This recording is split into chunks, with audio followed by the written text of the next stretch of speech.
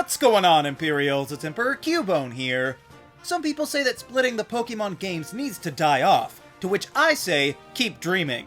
They're never gonna stop. But what I never really got was the complaints about version exclusives. Yeah, it can be annoying when you would like to use a Pokemon that you can't find in the game, but that's pretty much been every title now since Gen 3. You can't catch them all in any one individual game, since they're just not programmed in. So the only difference in, say, a Grumpig being in a sequel or a remake versus a version that came out at the same time as yours is that it actually makes it easier to get a hold of as a version exclusive rather than being forced to wait 3 years or more. And the best part is that you have a built-in incentive for them to trade it to you since you have an equally valuable find for them. However, not all separate pairings are so mutually beneficial, and there are bad instances of this trend. Now, I did cover this topic many years ago at this point, but several games have come out since then, and I wanted to talk about different ones. Obviously, we're not going to include legendaries in this, though. So, here are even more of the top 6 best and worst version exclusives in Pokémon. Number 6 worst, Drampa and Turtonator. Okay, so this one isn't so egregious, but it is super unbalanced, and to me that is one of the worst ways that you can mess up version pairs. Now, I don't really mind Turtonator, I mean it's not my favorite, but it is pretty sturdy. And then Drampa is just that weird relative who you can't wait to go to sleep in the corner so they leave you alone. Sure, its special attack is incredibly high, and it can be boosted to a ridiculous degree even further with the Berserk ability, but that's kind of my point. This is totally unfair for anyone who got stuck with Turtonator instead, because its special defense is so low that Drampa could blast right through that shell with one dragon move. They're both dragon types, which means that they should be equal in theory, but Turtonator just can't stand up, with its best hope being to accurately predict around its shell trap move. It doesn't help that both of these Pokemon are incredibly awkward looking, and they are the only new dragon reps in Alola until the very end of the game. So honestly, they're not the most atrocious examples I've ever seen, but it does make me wonder why they thought these weird melted candles of Pokemon were better to publicize than the pseudo-legendary that people actually wanted to see more. Basically, being unbalanced with uncanny inspirations will make you stand out, and not in a good way. Number 6 best, Farfetch'd and Corsola. So not all version exclusives need to be similar just on their type. Sometimes a good theme to tie it all together is all you need to be above the others. Really, these Pokemon have never had any special relationship until the Galar region, which threw them together in having new variant forms. And that would be interesting enough, but the comparisons don't stop there, since they also both received new evolutions that can only come from these regional forms. Really, the only things holding them apart are the methods of evolution. Because while one game having Farfetch'd and one having Corsola sounds unrelated due to their vastly different types, that's kind of what makes them perfect, because they both took Pokemon with 2 different types and converted them into one completely different type. And they also play into the Stow-on-Side gym that was either Ghost or Fighting in the corresponding versions. So maybe they drew these Pokemon out of a hat, but they took a lot of effort to match them up, more than some others have ever had. So these Galarian shifters make a lot of sense to me. Number 5 worst, the Tauros forms. However, not all regional variants are so enjoyable. Listen, I have always loved Tauros. I don't think it even really needed to be fixed, but a fighting-type Paldean form isn't something I'm going to complain about. However, they went a bit further than that in adding in a Blaze and Aqua form. And if the names weren't a giveaway, these are also Fire and Water types on top of the new fighting. Now, objectively, that is totally fine. But in practice, it makes things way more convoluted than it needs to be. These forms are already ridiculously rare when compared to the pure fighting, so why did they split them in half and make it even harder to complete the set? What's more is that they easily could have kept their rare status, but just make them geographically distinct, like how Shellos had its east and west forms. Just make the fire one off near the desert, and then the water one can be by the shores in the east. That would have made them just as confined, but not needlessly taking up spots that could have gone to real version exclusives. Also, this prevented the trio from becoming complete and making a grass-type form as well. Number 5 best, Aggron and Larvitar. Once again, these two did not start as exclusives, but when they were used that way in Gen 6, it actually turned out really well. Choosing between these two either way gives you a 3-stage rock line, but they come with their own unique attributes. That means that neither one is really a downgrade, just different. So they expertly straddle that line of not being too similar, but also having at least something in common. But seeing as this is X and Y, the main reason they were exclusive is because of Mega Evolution. Yep, both Aggron and Tyranitar got Megas from the very start. So a great way to show off the mechanic was to split the Pokemon that could do it across the versions. And even with the potential imbalance of Tyranitar being a pseudo-legendary, they made it pretty even, since Aggron lost its rock typing and gained the filter ability, greatly enhancing its survival odds. So I don't know that they'll ever be version exclusives again, but when they were, they made for a solid pairing and a nice bonus for whichever game you end up with. Number 4 worst, the Unova Psychic types. But just sharing a type doesn't make you good version opposites. This is a fairly common trick, since in theory it makes it so that you won't actually miss out between the versions, but if the Pokemon are too alike, it makes the whole thing seem a little pointless. And this holds true for the Solosis and Gothita lines, mostly just coming from being burdened by their existence. I know that people like to use Reuniclus, that's totally fine, but then how many of them are using Gothitelle? Did we really need to add 6 Pokemon when 3 or maybe even 2 would have gotten the job done just as well? Seriously, it doesn't help that Gothorita and Duosion are some pretty weak middle stages, so couldn't we have just used 2-stage lines like Behem? Because this means that every time even one of these creatures is in any game, we must add in the others. It is an automatic 6 Pokemon stricken from the potential roster, since we had to make a pair with hardly any gameplay differences when we could have just had the Abra line in both versions from the start. Number 4 best, Murkrow and misdreavus.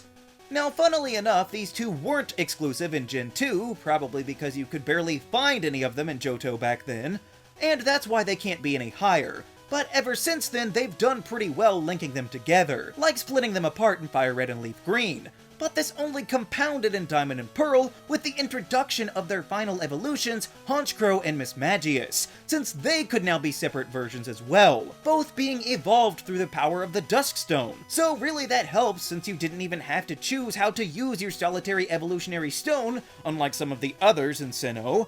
And while they didn't share any types, their mutual evolution unites them both in the bonds of darkness, both being prominent creatures of the night.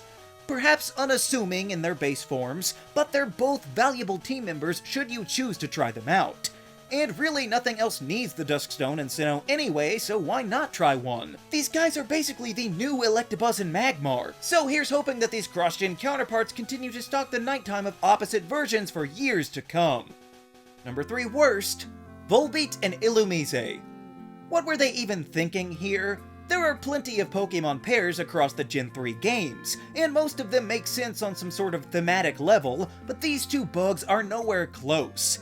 Now luckily they were not split between Ruby and Sapphire because that would be utterly stupid, especially considering the number of other usable bugs in the Hoenn region, but that didn't stop them from making it happen later in the Unova region. True, Unova isn't big on outside Pokemon, and these boring Fireflies are no exception. And granted, they are only post-game swarm encounters, so maybe you think I'm overreacting, but let me put it this way. You've beaten the Elite Four, finally getting ready to unlock all of the old Pokemon. You take the time to hunt down a rare swarm for the day, and it's a weak bug Pokemon that doesn't even evolve and wasn't even worthwhile when it first was introduced. And what's even worse is that you'll never get the other one because your friend refuses to embark on such an arduous task since you told them how disappointing the prize is. So let's just hope that they'll stay away from these lightning bugs for better choices in the future. Number 3 best, Oranguru and Passimian. Honestly, in the past, I probably would have put these on the lower end because they aren't quite the same, and being so different wouldn't always work, but I think it does here. Passimian is a faster, physically focused fighting type, while Oranguru is a slower, special-leaning psychic type. So, on paper, they don't share all that much, but I think that only highlights their rivalry and makes it that much more entertaining. And that's not as bad as it seems, since Oranguru's normal makes fighting neutral, and Passimian does learn dark-type attacks, so they can both give each other trouble, but one being a wise man contemplative thinker, and the other being a brash quick-tempered sports ruffian. They are totally opposing life philosophies, but they still get the job done. And they both have unique but vastly different gimmicks with Receiver and Instruct respectively. So just because each game has to give you a primate doesn't mean they have to do what you expect. Number 2 worst, Stunky and Glameow. Now neither of these Pokemon are all that terrible, well except for Purugly I guess, but the reason they're on the worst side of the list is because the fact that they are version exclusives at all is so baffling. One is just a plain normal type cat, which we had seen multiple times by the point of its introduction, but the other is a poison and dark skunk, a brand new inspiration for a Pokemon's origin, and an as-yet unseen type combination for the time of its release. Come on guys, now you're basically just punishing the people that bought Pearl without giving them a worthwhile replacement. Literally, the only thing they have in common is being used by Evil Team admins. But does that mean that Sharpedo and Camerupt have to be version exclusives too? I mean, my cats did used to fight skunks sometimes, but they fought possums a lot more, so let's just throw in Glameow with that Pokemon. And this imbalance is further intensified by the fact that you can find Stunky as early as the bike path, but you can't find a Glameow anywhere until the 6th gym. Are they just trying to hide it away? You might as well not even have a Pokemon in your version when it's handicapped so much from the other one, so the blatant favoritism here has got to make this one of the worst treatments for any version exclusives out there. Number 2 best, Sableye and Mawile. This is kind of like the Johto guys we talked about earlier, but a little more balanced. They maybe aren't as connected thematically, but Sableye and Mawile are both one-off Pokemon that are based on very odd legends, resulting in them being kind of a cute version of creepy. It's kind of hard to explain. But they don't have to draw from the same well to be connected, since they do share the same base stat total, so clearly they were designed to be counterparts from the start. It's also worth noting that they both pioneered unique typings, with Sableye being the first Dark and Ghost, and Mawile being the first pure Steel type ever.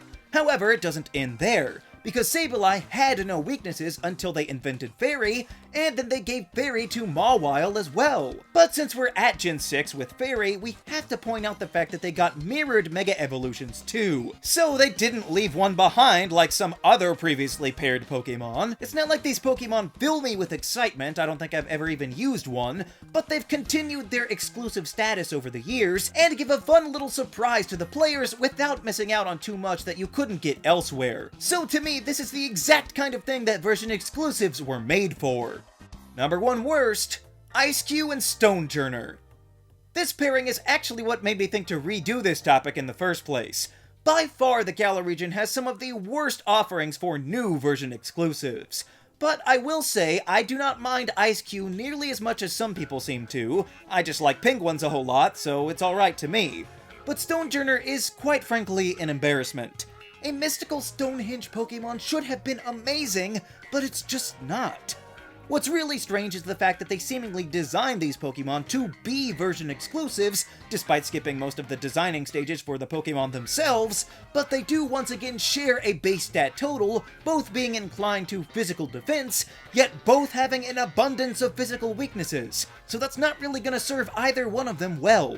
Like I said, I don't mind eiscue, but once its face gets smashed, its offenses literally don't change. It just becomes faster, not harder hitting, so what's the point? Also, Stonjourner could unfairly flatten eiscue in a fight, so it kind of seems like these Pokemon were only created because they wanted the later gym leader split to have Pokemon just for them. But they messed that up too because they're not even their ace and use totally different Gigantamax Pokemon. And by the way, this is not an accident because they did it again in Scarlet and Violet. So they are really gonna stick with these two as a pair, despite offering nothing close to what could be considered an adequate replacement, and both with Pokemon that most people don't really like with some of the most complained about designs, or they just get completely ignored. So given their lack of connection, or even lore about them since it seems almost impossible for them to interact in the wild, I would say that these are some of the weakest version exclusives ever made in the Pokemon franchise.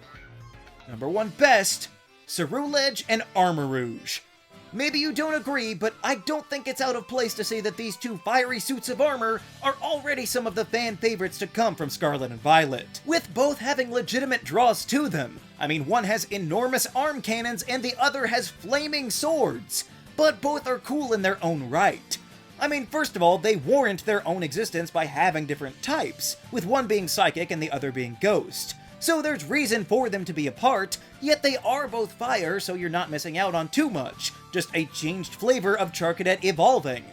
Now technically, it is just the items to evolve them that are exclusive, but it's not any different to trade the items versus Pokémon that you can't get, so the effect is the same, except this time it results in some of the coolest branching evolutions that we've seen since the Dawnstone variations from Sinnoh. Now unfortunately, since I chose the best Gen 9 starter, I have not yet had an opportunity to use either of these Pokémon, so they could disappoint me, I guess, but there are plenty of cool-looking Pokémon that maybe aren't the best in battle, and it doesn't really hurt their popularity that much. So I think that these will go down as some of the most remembered Pokémon in Paldea. And really, outside of the Paradox forms and the questionable Tauros, I guess, these are the only new version exclusives in Gen 9, meaning that you're gonna have to do some work if you want both of these burning Bionicles, but if you don't, one should be more than enough to whet your appetite. They just seem to strike the perfect balance of not being a punishment but being so cool on their own, so hopefully they can do more like this in the future. So those are more of the top 6 best and worst version exclusives in Pokémon.